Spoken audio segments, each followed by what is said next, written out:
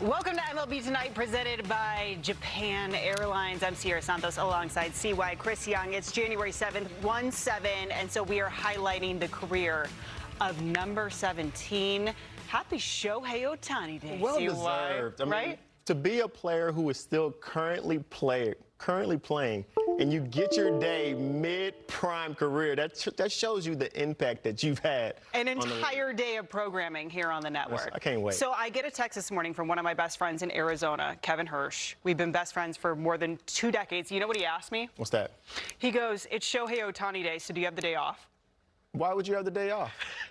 I don't know. Why would you have the day off? Because it's a national holiday now. We all need to be here at work, because Shohei's sitting at home probably chilling right now, sitting back on his couch. His lazy boy got his feet up, watching MLB Network saying, hey, let me know how good I am. Let me know how much I've done for this game. You're welcome, baseball. Yeah, no, okay, so then he said, what are you going to do then for MLB Tonight? Are you guys going to talk a full hour about Shohei Ohtani? And I said, we're around 45 minutes. Around 45 minutes. Billy Epler's coming up. He's going to share some incredible stories, stuff that fans have never heard from before about Shohei Ohtani. But Kevin Hirsch, he is a Cubs fan. So, Slow-Mo, this is for you. We're going to start with some news out of Chicago. The Northsiders finalize a deal with the Marlins to acquire Edward Cabrera. This is from Jeff Passan. The Chicago Cubs have acquired right-hander Edward Cabrera in a trade with the Miami Marlins that sends top outfield prospect Owen Casey and 2 other hitting prospects to Miami. Sources tell ESPN. Deal is done and official. Players are being informed now. So the righty is under club control for the next 3 years. Cabrera had career best in starts, innings, and strikeouts in 2025. But see why he's had various arm injuries, elbow tendonitis, a shoulder impingement, a sprained elbow. But we want to get some more details on this. So for that, let's go ahead and welcome in Jesse Rogers, who covers the White Sox and Cubs for ESPN. And Jesse, a huge arm added to the Cubs. So how does Edward Cabrera fit into the Cubs rotation for 2026? Well, they wanted him in 2025. They went after him early last offseason. Didn't get done. They tried to pivot to Jesus Luzardo. That didn't work out. So here we are a year later. Remember, they kind of ran out of gas on the mound in the postseason. They passed up Shota Imanaga for Game 5 against the Brewers in the division series.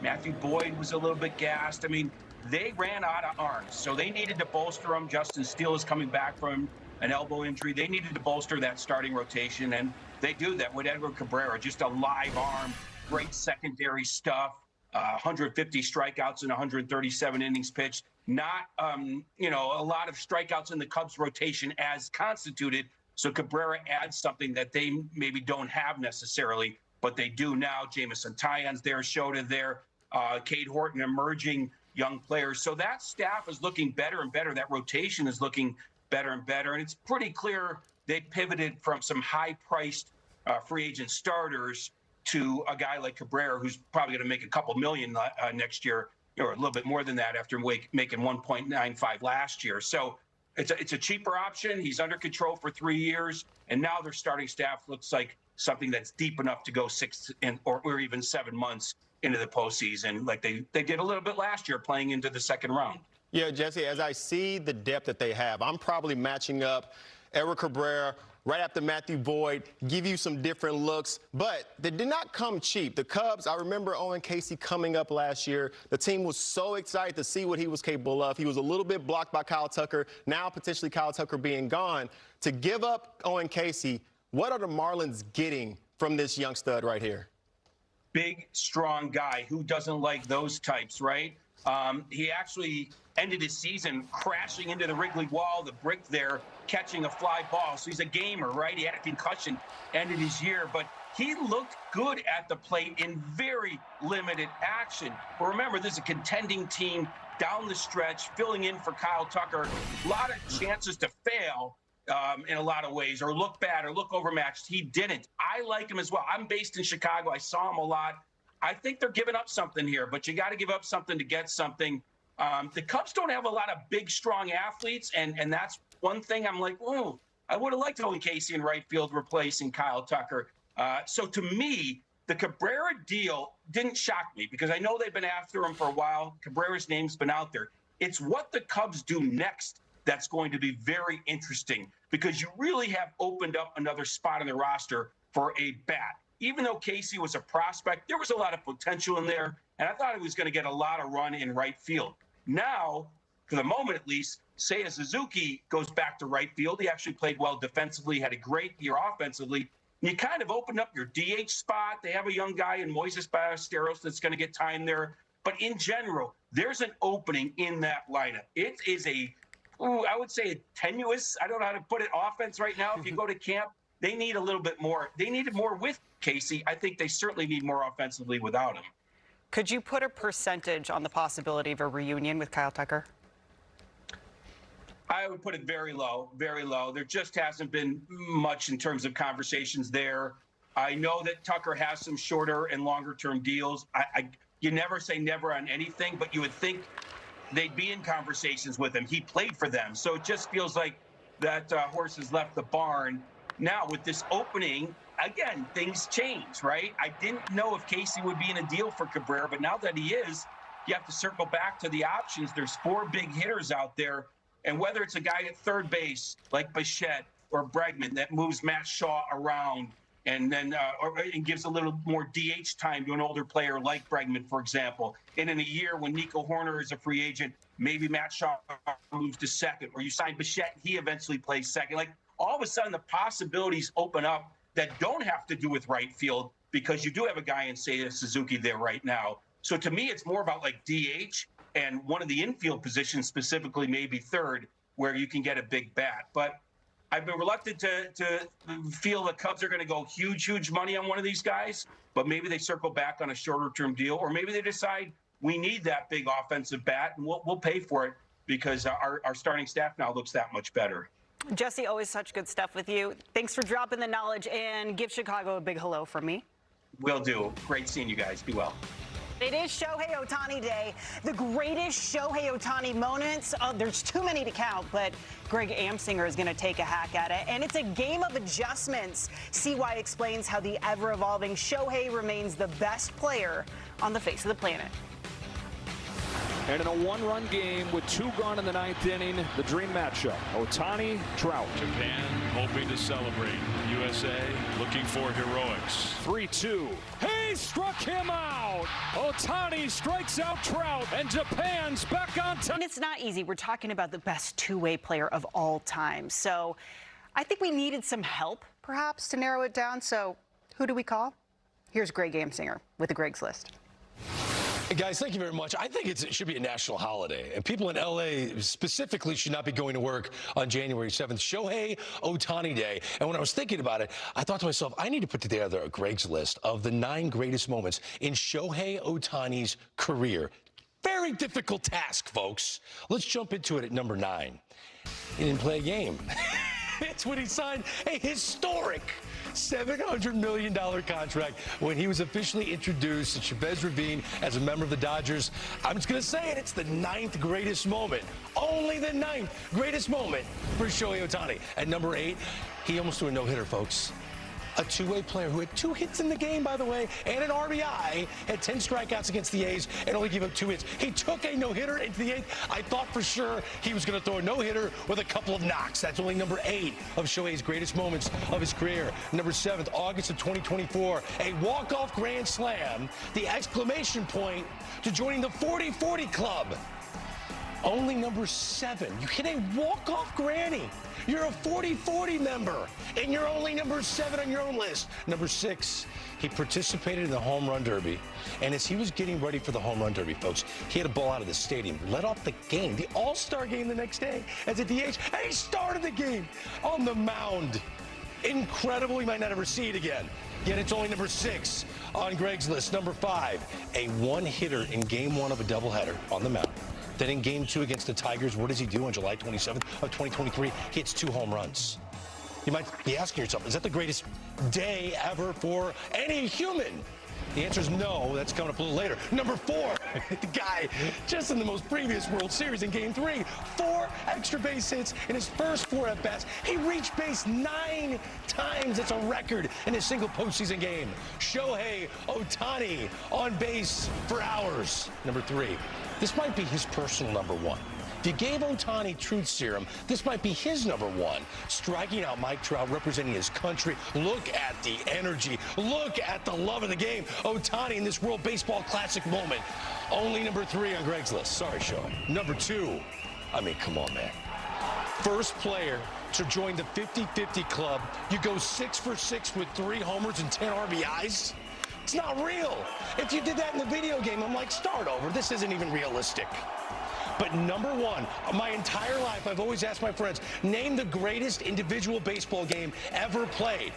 You could give me 100 different answers. No longer. The greatest game ever played. NLCS Game 4, 6 innings, 2 hits, 10 strikeouts, no runs, 3 for 3, 3 bombs as a hitter in one playoff game. That was a playoff game. That wasn't in Miami in September. That was a playoff game. Shohei Ohtani, thank you for giving us so many great moments and a very, very entertaining Greg's List, in my opinion. Back to you. Great stuff, Greg. I'm sure you're working on your letter to the White House right now to work on that petition. But now it's time for you all to weigh in on X. Which Shohei Ohtani moment is your favorite and why? We're going to read the best responses later in the show. And I want to take the viewers back to Shohei's Rookie of the Year campaign and see why you were there for the beginning, right there in the clubhouse. Tell me about what you saw when he walked through those doors. I remember it. I remember spring training, 2018. I'm sitting in my locker, just chilling, me and Justin Upton sitting right next to each other. We knew Ohtani had signed, and he walks in the clubhouse. Sierra, this was the first time that I've seen the impact of Japanese media and seeing the entire following that comes with a Japanese superstar. But even with that being said, you don't know what to expect from this player. Yes, you know he has power. Yes, you know he throws hard. But what is this player's ceiling? What is he going to turn into? And what he's been able to do over this past 8 years has been phenomenal. But we can't forget, he didn't come out the gate as the best player in baseball. The first 3 years, he wasn't an all-star, even though he won the Rookie of the Year. Let's get into the tape of the story of Shohei Ohtani, and what really makes the superstars great is their ability to make adjustments. And this is what Shohei Ohtani has done so well in the very beginning. This is the very beginning. He's making major league minimum right here. Huge expectations for a Japanese superstar slugger. He comes in, he has the big leg kick. You see him in spring training. The entire team is on the top step, waiting to see what Shohei is going to do. Yes, he showed some promise. He hit a couple balls hard. We saw how far he could hit the ball. But he came with his fair share of issues, and one of the biggest holes that you saw in his game was the exposure to the high fastball. Yes, I understand that's Diaz right there, one of the best flamethrowers in the game. But the high heater was something that gave him trouble. So what did he do over the years? He made the adjustment. Right now, pitchers stink. They have a hole that they can go to. Right now, he has closed all those holes because when you make a mistake up in the zone, Shohei Ohtani, with working with Albert Pujols back in 2018, he learned to get the foot down early. He understands how to get the ball in the air, gets it down early, ready to fire, and he has been amazing. Let's pause it right here. Let's get to the first board. When I talk about adjustments, what is it that he's doing? When you're looking at it, yes, we're still talking about a very good player from 2018 and 2020. But remember, this player is not an all-star player. You have to be able to make adjustments in this game, even if you have the best attributes and characteristics for yourself as a player. No matter if you're the most athletic guy in the world, you have to be able to make adjustments in this game. Let's get back to the tape. Something else that you saw very early on, pulling the ball on the ground, getting exposed, rolling over now and then. And don't get it twisted. I'm not saying he was bad. I'm saying there were adjustments that needed to be made. And when you watch the adjustment that he's made over the years, he's learned how to choose the right pitches to fire at. He takes it when he needs to. He's going to strike out at a decent clip. Yeah, he's a guy who's going to hit 50 homers from time to time. But he has learned to pull the ball in the air when needed. That is adjustment that, and pause it real quick. Let's look at the board real quick on pulling the ball in the air, just so you can put numbers to his ability to make adjustments. Remember, a player could peak out very early in their career. They could become settled, like, hey, I'm a good player, I'll probably stay right here. I think Shohei, what he does more than anybody else in the game, he pays a lot of attention to every weakness that he has, and he really wants to make sure that he can solve every weakness to become the complete player, to be the legendary player that's become, to be potentially the best player to ever play the game. Let's get a little bit to the pitching side. early on, you knew what you were going to get with Shohei. A lot of velocity, 96, 97, 98 miles an hour. But with that, you knew there has to be a hole somewhere. His hole was his splitty. It was disgusting, but since it was so disgusting, sometimes he would lose control with it. He would get himself into just a little bit of trouble, but he always had the sweeper early in his career that he could lean on when he needed. But if you only have a fastball and a sweeper to lean on, at some point, the league is going to make an adjustment to what you're doing. So over the years, we saw him bring in the cutter. We saw him bring in the sinker. We saw him bring in the slider, which we're showing right here in 2025. And then what he's always had is the fastball. And remember, get to the board real quick on fastball velocities. Fastball velocities right here. Look at this. And to give this a little more color, 2025, 98.4 averaging. But we can't forget the entire 2024 season, he's rehabbing. While hitting 50 home runs, while stealing 50 bases, he's still getting all of his work in. Most of these guys, after their second major surgery on their elbow, you're not even mentally in a place where you can come back letting it eat like that. You're gonna feel your way out for just a little bit to the season, make sure your thing is okay. Shohei's ability to toss all that out of the window, come in throwing harder than he's ever thrown in his career is entirely fascinating. And just to bring it full circle, watching him in the playoffs against the Brewers, NLCS, 10 punch outs, we saw his entire arsenal come together. We saw the cutter, the sinker, the sweeper, the four-seamer, and then he opened up just for fun. He brought the splitty back. The same splitty that he struggled with control, Sierra, back in 2018, he brought it back. And if he has the ability to control this entire arsenal of pitches that we're seeing right here, you started off as a four-pitch guy. Every single year he's made the adjustment, added a little more to the arsenal, become a little bit more unpredictable, and it's not too many pitchers in the game, Sierra, that have the ability to make adjustments on the fly, clearly on the hitting side. But just if we solely focused on him as a pitcher alone, to be able to add that much to the arsenal and not lose any kind of ability on the other pitches that you had, it's fascinating. That's what makes him a superstar. He keeps getting better. It's not just because he's athletic. It's not just because he's the strongest, fastest guy out there. It's because he has the ability to make adjustments. One of the things that you pointed out in our meeting for this show was that what impressed you the most, almost like at the beginning, was how well his athleticism translated on the field. Right. Because sometimes we see these guys come in, they're big, they're jacked, they're strong, but you don't see the results. In today's game, Sierra, it's so many players who are StatCast darlings. It's so many guys who can throw the ball hard, who can run really fast, who can hit the ball a long way, who can swing the bat fast through the zone. But it's something else you have to have with your baseball IQ to understand how to resolve problems and how to bring all that athleticism into play and apply it to on-field play. And nobody does it better than Shohei Ohtani. I wonder how he ended up in Anaheim. I wonder how. I got somebody we can ask. Billy can let us know. Yeah, let's do it. We are going to welcome in former Angels GM Billy Epler on what it took to get Shohei Ohtani to become the next big sensation in California. He's joining us next. 2-2 on Ohtani. That's out toward right center field. Going back on it is Zebra. At the wall. Gone! Big fly, Ohtani-san! His first. With an incredible young man. He shares our vision for greatness. Welcome to Southern California, Ohtani-san. Hi, my name is Shohei Ohtani. If it weren't for everybody, I wouldn't be standing here. I look forward to becoming part of the Angel family. I look forward to playing in front of all you great Angel fans. And hopefully we can bring a championship back to Anaheim. We are pleased to welcome in former Angels GM Billy Epler. And Billy, you are the guy responsible for recruiting and signing Shohei Ohtani.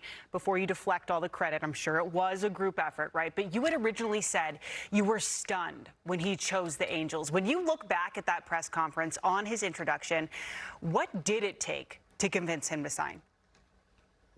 I think it took connectivity. Ultimately, you know, I could think back to, you know, all the years scouting him, watching him both as a pitcher and as a position player. But then, sitting in that presentation room with him and with a lot of the leadership from the Angels at that time, Artie Moreno, John Carpino, Mike Scioscia, Jonathan Strangio, Steve Martone, and Bernard Lee. That was our team that was there.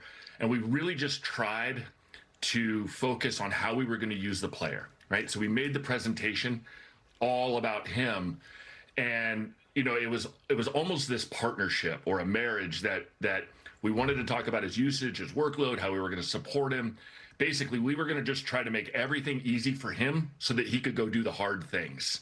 And I think that relationship really helped in the end. AJ, it's always so fascinating to me. Oh, so Billy, I was thinking about AJ Preller, actually, because AJ Preller learned Japanese to pitch to Shohei Ohtani. And it's always so interesting to me thinking about, you're assuming you know what the player is looking for when he comes to the team, and you put this entire pitch together. And I remember the time when Shohei signed with the Angels, one of his biggest reasons that Mike Trout was his favorite player.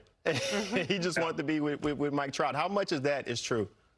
No, it's absolutely true. I mean, I remember, Mike was getting married that weekend that we had the presentation in Los Angeles.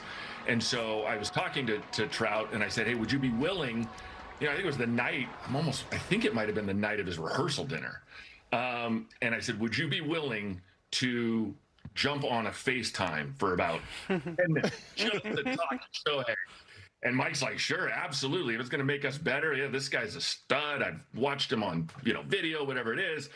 And so Mike jumped on a FaceTime, and that was pretty cool. Right on my phone, I called up Mike and propped it up right in front of Shohei, and it was pretty funny to watch how it started. It was, the connection happened, and Mike's just like, hi, I'm Mike Trout. And Shohei goes, yeah, I'm Shohei Ohtani. And they had a conversation with the interpreters there. But yeah, Mike definitely helped in the process, and having that level of a star on our team to kind of align with Shohei was very, very valuable. And in fact, we played a video, and we made a video for Shohei, a little bit of a hype video, but also, demonstrating what we were going to be all about. And we actually drew a parallel between Steph Curry and Kevin Durant. And we said, when two superstars align, look at what can happen. And so, maybe that resonated, maybe it didn't, but I know having Mike on the phone was definitely helpful.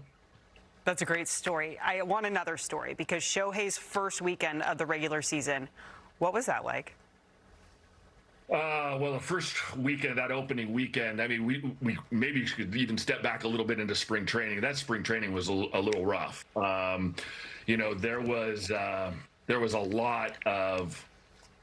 was just a lot of questions on, is this guy even ready to start in the major leagues? Because before we even got there, and I'll step back a little bit here, and I might get a little long-winded, but it's a pretty cool story. Early, right when spring training starts, we needed to address all the personnel in spring training at the start. What this kid is attempting to do, none of us in this room have seen or experienced, and he's entrusted this organization to help him and to help his career. And this kid's bypassed a lot, more than any of us will ever bypass, right? He could have waited 2 more years, cashed in. He could have chosen another organization, but he chose us. So we needed this united front of, let's not even entertain questions or doubts from media or from our players on it. I think some of our personnel maybe in the room felt that there was a little bit of daddy ball going on. But I just wanted to protect him as much as possible. And so, early in March, we started scheduling some B games. We scheduled a game against the Tijuana Rojos, thinking, okay, this should help. Let's help him get acclimated to the ball, the mound, the strike zone. And they whacked him, for 6 runs and a homer, and, good for them. And then, we play another major league game, and he gets hit again hard. And I think it was against the Rockies. And I go down and meet with him in the locker room, and I just say, we believe in you. Your tools are out of this world. You're going to be the man. Don't worry about the smoke. Don't worry about the noise. We're going to protect you. You're going to be just fine.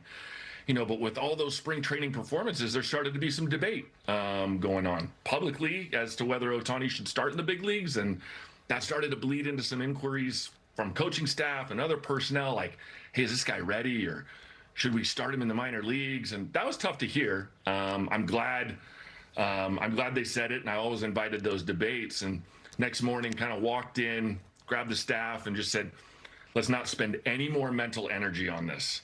The kid's going to be on the squad, and if it goes wrong, I'm owning this one. So now fast forward to that opening weekend, and we drafted a plan where we're going to have him start on Sundays, because the most frequent off day in our calendar for the Angels, that during the first half, most frequent off day was Monday. So if we started him on Sundays, we could get this recovery day on Monday. So he starts opening day on Thursday, hits 8 in the lineup, doesn't start on Friday. I wasn't going to shove him in the lineup on Friday. That's fine.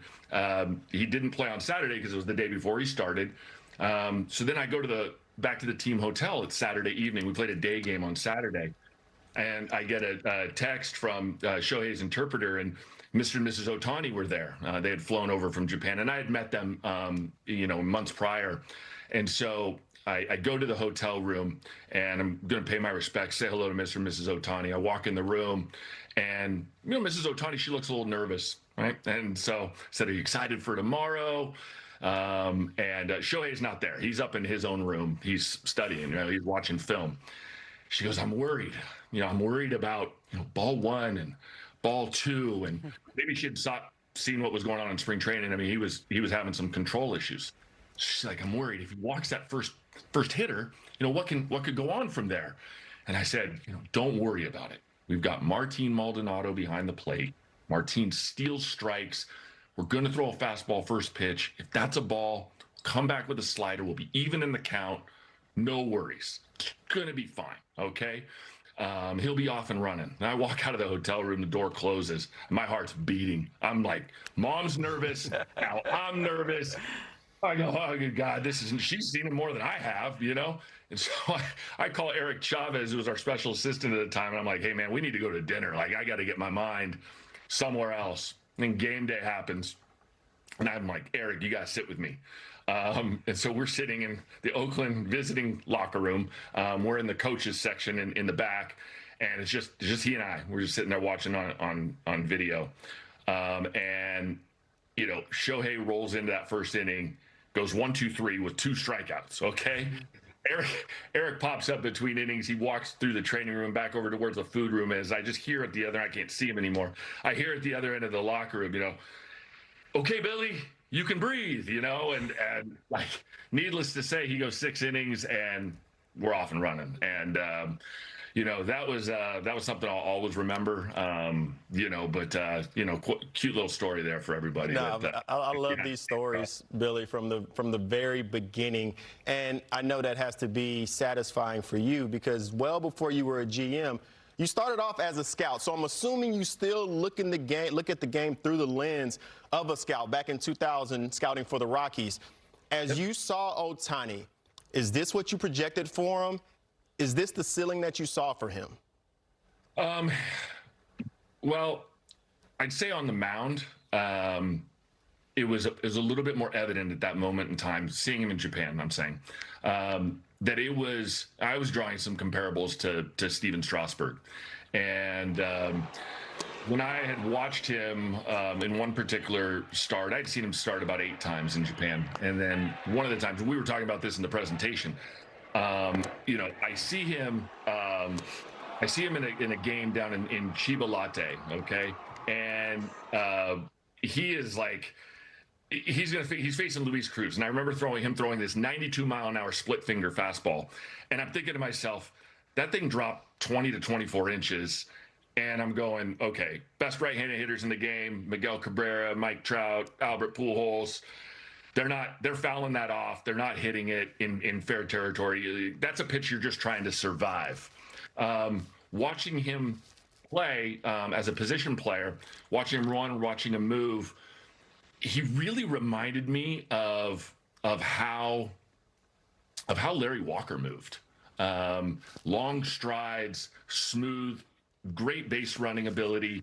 And so just, thinking about what is this guy going to become? Now, was I sitting there projecting 1,000 OPS out of him? No. Were we thinking this guy could be an above-average hitter at the major league level? Would he be a top 30 hitter? Yeah, he'd probably fall there. Was he going to be number one? I don't know. It was really hard to kind of make that projections, but we knew we wanted him, and we knew we had to do whatever we could do to align with him and make sure we could get his career and get that, get that plane up and running at 30,000 feet. Well, Billy, it certainly has paid off for Shohei's career. We're dedicating an entire day to him. Thanks so much for the time and for sharing the anecdotes. Yeah, absolutely. Be well, guys. Take care. Shohei rolls on after the break, and one of his teammates is going to join us next. Tyler Glass now on the other side of this break. It's another strikeout. Sits him down with a splitter.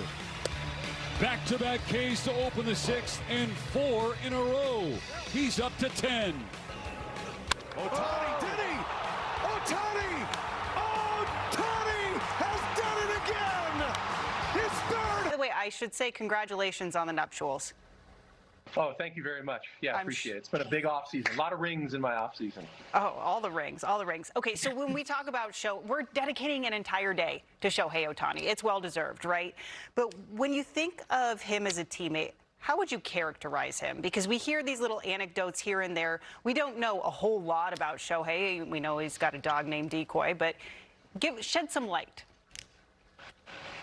Honestly, I think it, like in any baseball season, it's like hard to hide your true personality just because you're around people so often. And like, I honestly, like, kind of what you see is what you get. Like the way he is in media and around people, he's very similar to that in the clubhouse. He's always like a good attitude.